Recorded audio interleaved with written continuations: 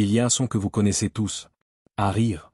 Ce rire grave, rocailleux, contagieux, qui a fait vibrer les murs du couvent dans Sister Act, qui a apporté une chaleur inespérée dans le drame spectral de Ghost, et qui, depuis des années, rythme les matinées de millions d'Américains dans l'émission The View.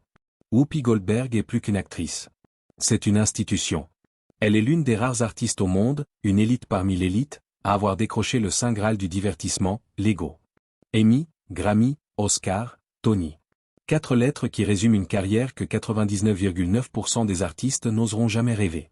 Sur le papier glacé des magazines, sa vie ressemble à la définition même du rêve américain, une femme noire, issue d'un milieu défavorisé, qui a brisé tous les plafonds de verre, pulvérisé les stéréotypes raciaux et sexistes pour devenir une icône multimilliardaire, respectée et crainte. Mais il y a une autre histoire. Une histoire que les projecteurs aveuglants des plateaux télévisés et les paillettes des tapis rouges ont soigneusement laissée dans l'ombre pendant des décennies. Une histoire qui ne fait pas rire. Imaginez un instant, non pas la star mondiale, mais une jeune fille de 14 ans, terrifiée, seule, recroquevillée sur le carrelage froid d'une salle de bain de New York, mélangeant de l'alcool fort et des produits ménagers corrosifs dans un acte de désespoir absolu, priant pour que la douleur s'arrête, ou peut-être pour que tout s'arrête. Imaginez une femme qui, bien avant de faire s'esclaffer le monde entier, maquillait des cadavres pour survivre, dormait dans la rue, et luttait chaque seconde contre les démons dévorants de l'héroïne. Ce que nous allons explorer ensemble aujourd'hui n'est pas simplement la biographie linéaire d'une actrice célèbre. C'est une descente vertigineuse, parfois brutale, souvent bouleversante, dans les abysses de la résilience humaine. C'est l'histoire d'une femme qui a porté un masque de comédie, le plus épais qui soit, pour dissimuler une tragédie grecque intime. Comment survit-on à l'absence d'un père ? Comment se reconstruit-on après avoir été traité de honte pour sa race devant le monde entier par ceux-là même que l'on pensait être sa communauté ? Et surtout, quel est le prix réel, physique, psychologique et spirituel, de faire rire les autres quand, à l'intérieur, on a envie de hurler ? Préparez-vous, car ce que Whoopi Goldberg a emporté avec elle dans les moments les plus sombres et les plus secrets de son existence va changer à jamais la façon dont vous regarderez ces films cultes. Bienvenue dans la tragique vérité indescriptible de Whoopi Goldberg. Mais avant de plonger dans les rues impitoyables du New York des années 70, permettez-moi de prendre une seconde pour vous parler de Cœur à Cœur. Si vous aimez découvrir l'humanité brute qui se cache derrière les légendes, si vous pensez que chaque sourire de façade dissimule une histoire de survie, je vous invite humblement, et avec beaucoup de reconnaissance, à laisser un j'aime sur cette vidéo maintenant. C'est un geste gratuit pour vous, cela prend une fraction de seconde, mais pour nous, c'est le signe vital que ces histoires profondes et complexes méritent d'être racontées. Merci infiniment à ceux qui prendront ce temps. Tout commence à Chelsea, New York. Mais oubliez le Chelsea d'aujourd'hui, ce quartier branché avec ses galeries d'art minimalistes, ses lofts à plusieurs millions de dollars et ses cafés bio. Nous sommes au milieu des années 50. Karen Ellen Johnson, car c'est là son véritable nom, celui qu'elle gardera secret pendant des années comme un talisman, grandit dans les logements sociaux, les fameux projects. Dès le départ, la vie lui distribue un jeu de cartes que beaucoup auraient jeté avant même de commencer la partie. Son père, Robert James Johnson, un pasteur baptiste, figure d'autorité spirituelle, quitte le foyer alors qu'elle est encore très jeune. Il ne s'agit pas d'un simple divorce, mais d'un effacement. Il disparaît du tableau familial, laissant sa mère, Emma Harris, seule face au destin. Emma est une héroïne de l'ombre, une femme d'une force titanesque, infirmière et enseignante, qui doit se battre chaque jour, chaque heure, pour mettre de la nourriture sur la table et maintenir un semblant de dignité dans un monde qui ne fait aucun cadeau aux mères célibataires noires. Karen idolâtre sa mère. Pour elle, Emma est un roc, une montagne inébranlable. Elle et son frère aîné, Clyde, forment autour d'elle un trio fusionnel, une petite armée contre le reste du monde. Mais si la maison est un refuge, l'école est un enfer. Karen vit un calvaire silencieux, invisible, que personne ne comprend à l'époque. Elle est assise en classe, elle regarde le tableau noir, et les lettres ne restent pas en place. Elle danse, elle se mélange, elle s'inverse, elle refuse obstinément de faire sens. À cette époque, dans les écoles publiques surchargées des quartiers défavorisés, le terme dyslexie n'existe pas. Les neurosciences en sont à leur balbutiement. Pour les professeurs, fatigués et souvent dépassés, et même pour ses camarades cruels comme peuvent l'être les enfants, Karen n'est pas dyslexique. Elle est lente.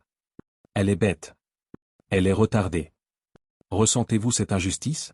Cette petite fille qui sait, au fond de ses tripes, qu'elle a une imagination débordante, qui voit le monde en technicolor, qui invente des histoires incroyables dans sa tête, mais qui est étiquetée comme une moins que rien par le système scolaire censé l'élever. Tu ne veux pas être étiquetée comme peu intelligente pour le reste de ta vie, confiera-t-elle plus tard avec une douleur encore palpable dans la voix.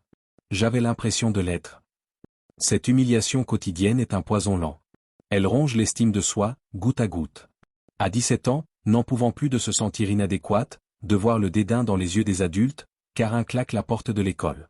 Elle abandonne. Elle jette son avenir scolaire à la poubelle parce que la douleur de l'échec répété est devenue insupportable. Elle vide son casier, tourne le dos à l'institution, et se jette dans la gueule du loup, la rue. Mais l'abandon scolaire n'est que le prélude de la chute. La rue l'attend. Et la rue, dans le New York de la fin des années 60, en pleine révolution contre-culturelle mais aussi en pleine dérive urbaine, est un monstre affamé. Karin cherche une échappatoire. Elle veut faire taire cette voix insidieuse dans sa tête qui lui répète qu'elle ne vaut rien, qu'elle est stupide. Et elle trouve le silence, un silence artificiel et dangereux, dans la drogue. Il ne s'agit pas ici d'une petite expérimentation de jeunesse, d'un joint fumé en cachette pour faire comme les autres. Nous parlons d'une plongée brutale, tête la première, dans les drogues dures. Le LSD pour halluciner une autre réalité, puis l'héroïne pour ne plus rien ressentir du tout. Imaginez la future star de Sister Act, celle qui incarnera la sagesse et la joie, errant dans les ruelles sombres du Lower East Side, tremblant de manque, le corps en sueur, prête à tout pour sa prochaine dose. Elle devient, selon ses propres termes, une toxicomane endurcie. C'est une période de sa vie dont elle parle peu, une zone d'ombre dense, mais qui a forgé son acier intérieur. La solitude de l'addiction est totale. Ce n'est pas ton ami, dira-t-elle sobrement des années plus tard. C'est un maître cruel qui prend tout, ton argent, ta dignité, ton âme, et ne te rend rien en retour. Cependant, avant même cette descente aux enfers toxicologiques, un événement traumatique, un secret gardé pendant des décennies, avait déjà marqué sa chair et son esprit de manière indélébile. À seulement 14 ans, au milieu de ce chaos, Karin découvre qu'elle est enceinte. Nous sommes bien avant l'arrêt Roe v. Wade de 1973 qui légalisera l'avortement au niveau fédéral aux États-Unis. Une jeune fille noire, pauvre, enceinte à 14 ans dans ce contexte, n'a pratiquement aucune option sûre. La peur est viscérale, animale. Elle ne peut pas en parler à sa mère Emma, de peur de la décevoir, de l'accabler davantage, elle qui porte déjà le monde sur ses épaules. Alors, dans une solitude glaçante, enfermée dans une salle de bain, elle tente l'impensable. Les détails sont difficiles à entendre. Ils sont crus, violents, mais il est nécessaire de les connaître pour comprendre d'où vient sa rage de vivre. Elle raconte avoir bu des concoctions étranges, des recettes de sorcières urbaines que les filles se chuchotaient dans les cours de récréation comme des secrets de mort. Du Johnny Walker Red mélangé à de l'eau de Javel Clorox. De l'alcool à friction. Du bicarbonate de soude. Elle s'inflige une violence chimique inouïe, espérant provoquer une fausse couche, espérant effacer l'erreur par la douleur. C'est un miracle physiologique qu'elle n'y soit pas restée. Son estomac aurait pu être brûlé, ses organes détruits à jamais. L'année suivante, le destin s'acharne ou lui donne une leçon, selon le point de vue. À 15 ans, elle se retrouve à nouveau enceinte. Mais cette fois, la loi a changé à New York, l'un des premiers États à libéraliser l'accès à l'IVG. Elle peut se rendre au planning familial. La différence entre la boucherie clandestine, solitaire et dangereuse, et l'acte médical encadré, sécurisé, la marque à vie.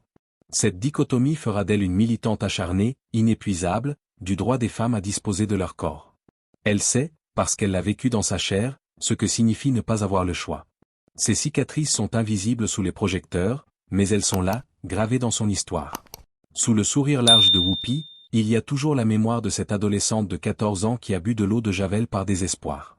C'est pourtant souvent au fond du trou que la lumière apparaît, ténue, vacillante. Au milieu de son combat titanesque contre la drogue, alors qu'elle tente de se sevrer, elle rencontre Alvin Martin. Alvin n'est pas un dealer, ni un compagnon de défonce. C'est son conseiller en toxicomanie. L'ironie du sort est presque cinématographique, n'est-ce pas? Elle tombe amoureuse de celui qui est mandaté pour l'aider à se relever. C'est un transfert classique, diraient les psychologues, mais pour Karin, c'est une bouée de sauvetage. Ils se marient. À 18 ans, Karin devient mère pour de bon. Elle donne naissance à sa fille, Alexandria. La naissance d'Alexandria est un électrochoc nucléaire. Pour la première fois de sa vie, Karin a quelqu'un d'autre qu'elle-même à protéger. Elle tient ce petit être dans ses bras et réalise que si elle ne se bat pas, si elle ne tue pas ses démons, sa fille coulera avec elle. Cette responsabilité la transforme. Elle doit s'en sortir. Elle doit devenir quelqu'un. Pas pour la gloire, mais pour la survie. Mais le mariage, bâti sur les fondations fragiles de la guérison, ne dure pas. En 1979, elle se retrouve seule, divorcée, avec un bébé sous le bras. New York, sa ville natale, est saturée. Trop de souvenirs douloureux à chaque coin de rue, trop de tentations, trop de fantômes. Elle prend alors une décision radicale, celle des pionniers, partir vers l'ouest. La Californie. Le rêve américain classique, la terre de la réinvention.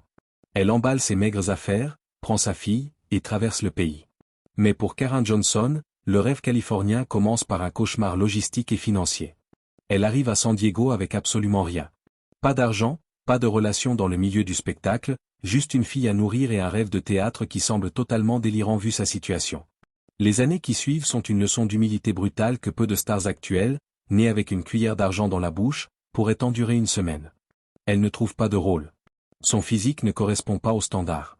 Elle est noire, elle a des traits marqués, elle ne ressemble pas aux starlettes d'Hollywood.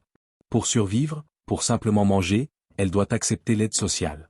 C'est un sujet tabou pour beaucoup de célébrités qui préfèrent inventer des passés glamour, mais Whoopi en parle avec une franchise désarmante qui force le respect.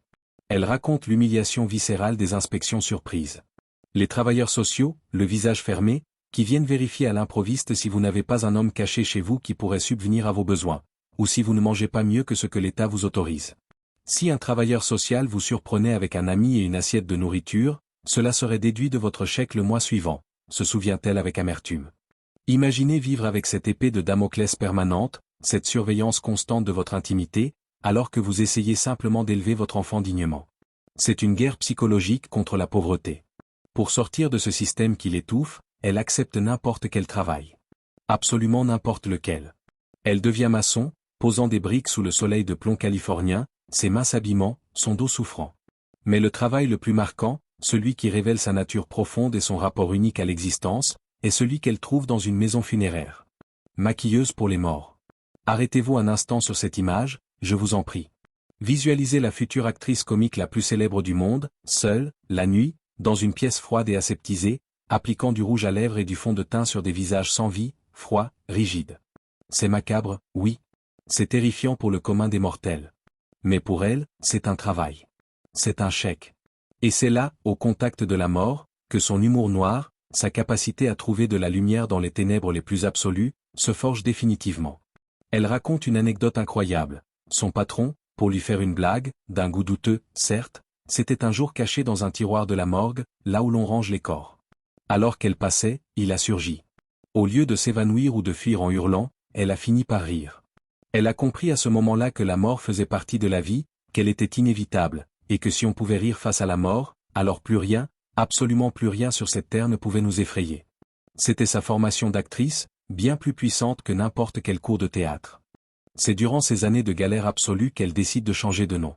Karen Johnson est trop normale, trop invisible. Elle veut un nom qui marque, un nom qu'on n'oublie pas. Whoopi vient de Whoopee Cushion, le coussin péteur. Pourquoi? Parce qu'elle disait que sur scène, dans les petits théâtres minables où elle jouait, si on a des gaz, il faut les laisser sortir. C'est comme ça que les gens m'appelaient, parce que j'étais comme un coussin péteur. C'est de l'autodérision pure, une armure. Mais sa mère, Emma, toujours pragmatique et visionnaire, lui dit, « Ma fille, c'est drôle, mais personne ne te respectera à Hollywood avec un nom pareil. Il te faut un nom de famille solide, un nom qui a du poids. » Elle suggère Goldberg. Un nom juif. Pourquoi Goldberg? Pour donner une assise, une gravité, suggérer un héritage biblique, ou peut-être pour brouiller les pistes ethniques et religieuses. Karen Johnson meurt, et Whoopi Goldberg est née. Un mélange improbable de bouffonnerie scatologique et de tradition sérieuse, de rire et de gravité. Le masque est complet. Elle est prête à conquérir le monde. Le tournant, le vrai, celui qui fait basculer un destin, arrive avec son Spook Show, un one-woman show expérimental où elle incarne différents personnages marginaux, une petite fille noire qui veut des cheveux blonds, une droguée intellectuelle. Mike Nichols, le légendaire réalisateur du lauréat, la découvre dans une petite salle. Il est subjugué par sa puissance. Il pleure de rire et d'émotion. Il décide de la produire à Broadway. Soudain, tout s'accélère à une vitesse vertigineuse. Steven Spielberg, le roi d'Hollywood, entend parler de ce phénomène.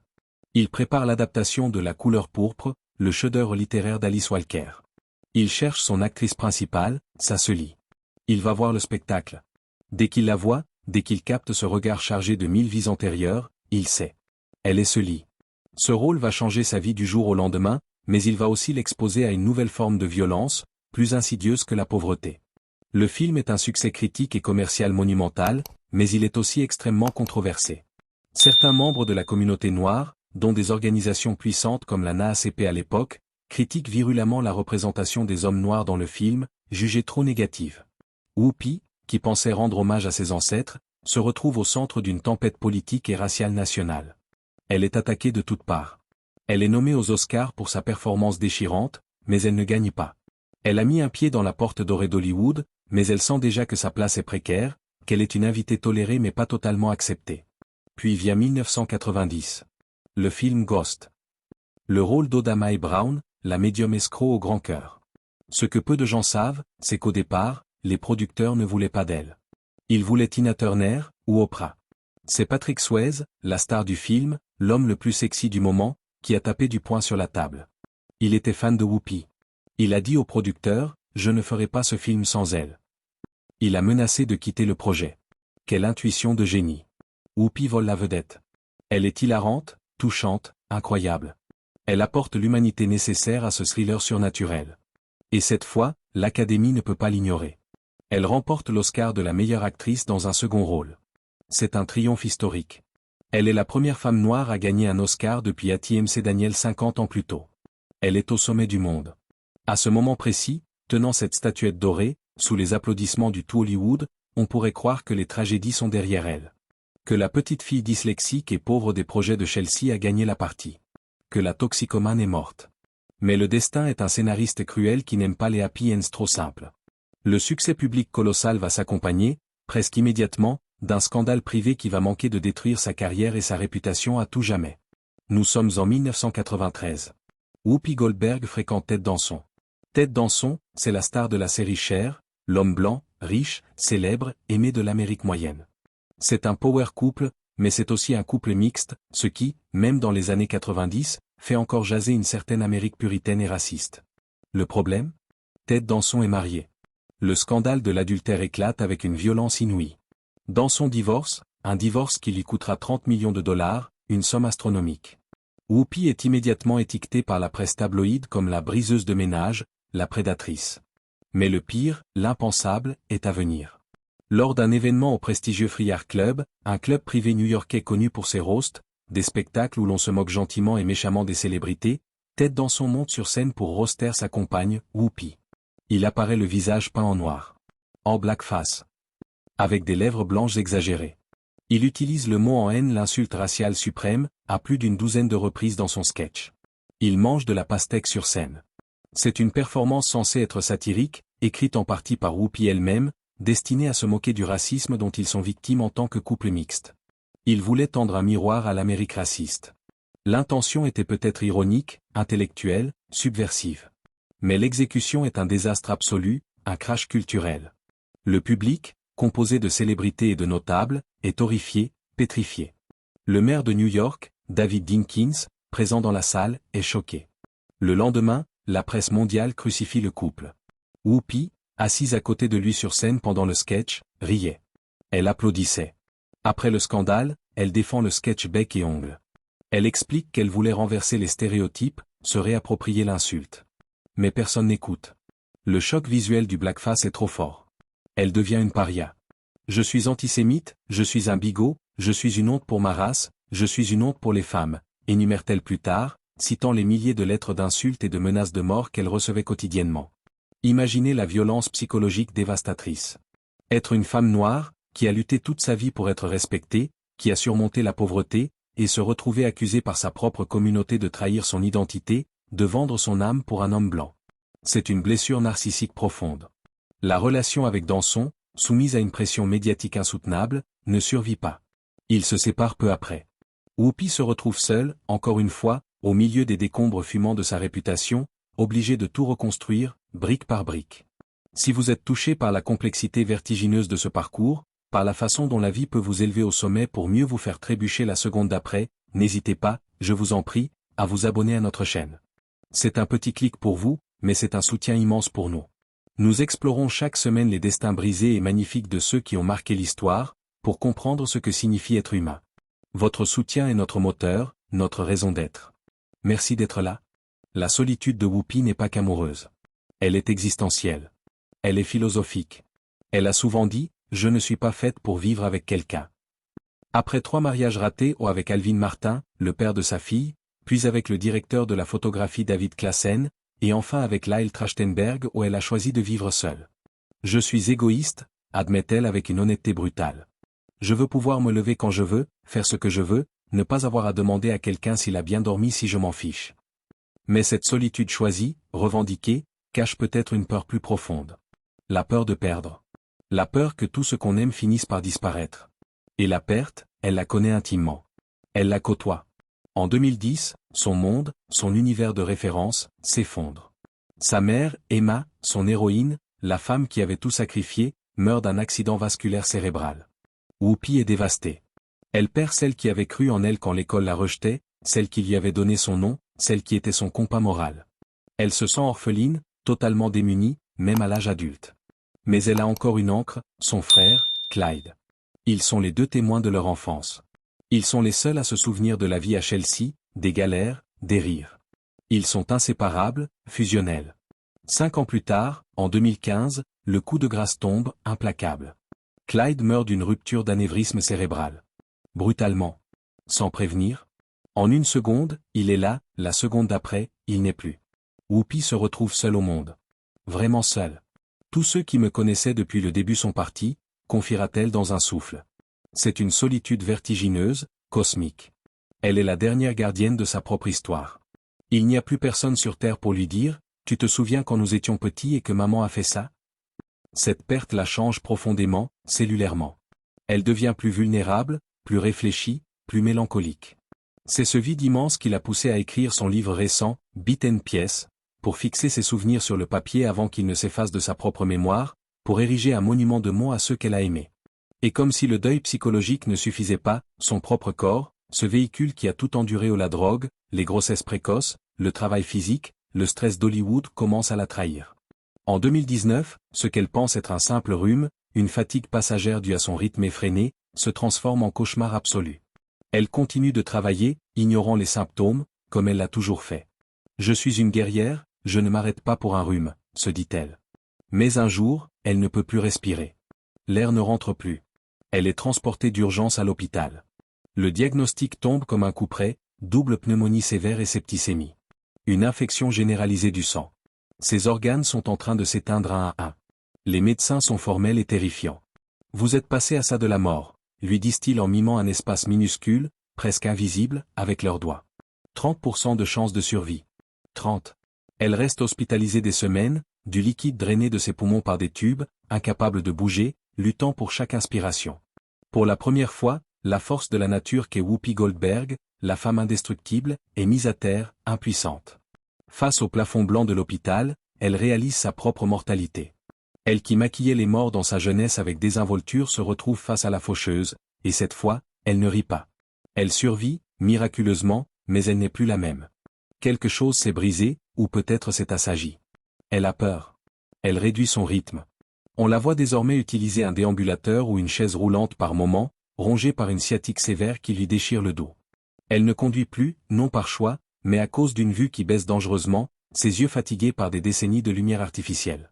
La vieillesse, cette voleuse silencieuse et inévitable, rattrape même les icônes les plus flamboyantes. Mais n'allez surtout pas croire que l'histoire finit sur une note triste. Ce serait mal connaître la dame. Car ce qui définit Whoopi, ce qui est son essence même, c'est sa capacité surnaturelle à rebondir. Toujours. Comme un phénix qui renaît de ses cendres, encore et encore. Depuis 2007, elle est la modératrice, la patronne, de The View. Elle est devenue la matriarche de la télévision américaine. Elle ne fait pas l'unanimité, loin de là. Ses prises de position tranchent, choquent, divisent. Elle a été suspendue, critiquée, attaquée par la gauche, par la droite, par tout le monde. Mais elle est toujours là. Indéboulonnable. Pourquoi? Parce qu'elle est authentique. Elle ne joue plus de rôle. Le masque de Whoopi Goldberg a fini par fusionner totalement avec Karen Johnson. Il n'y a plus de filtre. Elle utilise sa plateforme massive pour parler de sujets que d'autres évitent soigneusement par peur de perdre des sponsors. Elle a parlé ouvertement de son avortement à une heure de grande écoute pour défendre le droit des femmes. Elle a parlé de sa consommation de drogue pour déstigmatiser l'addiction.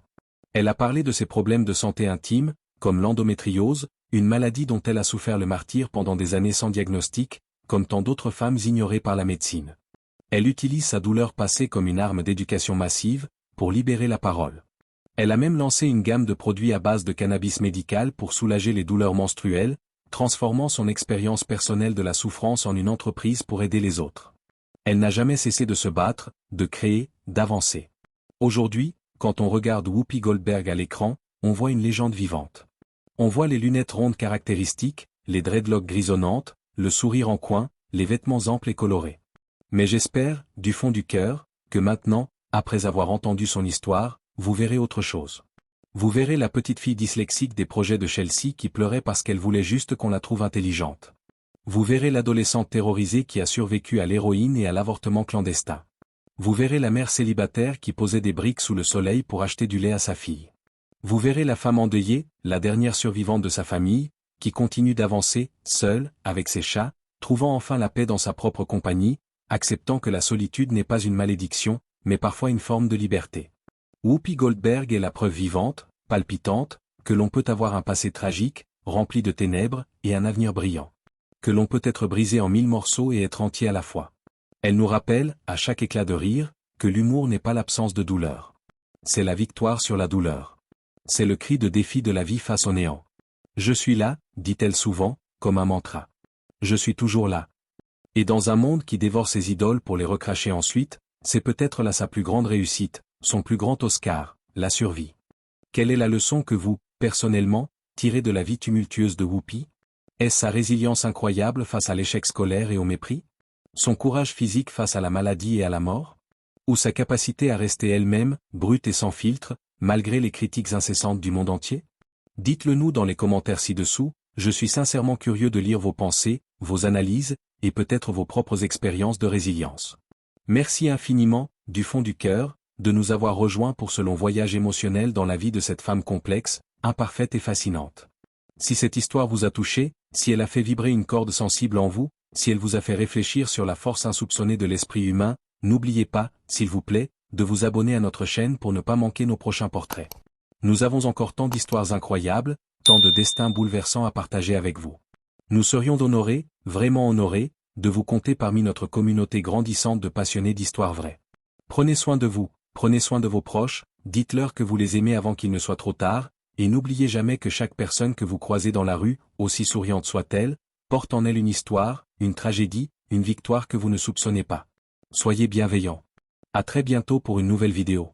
Et surtout, s'il vous plaît, n'oubliez pas de nous laisser un j'aime, cela aide énormément notre travail et permet à ces histoires d'atteindre ceux qui ont besoin de les entendre. Au revoir, et merci.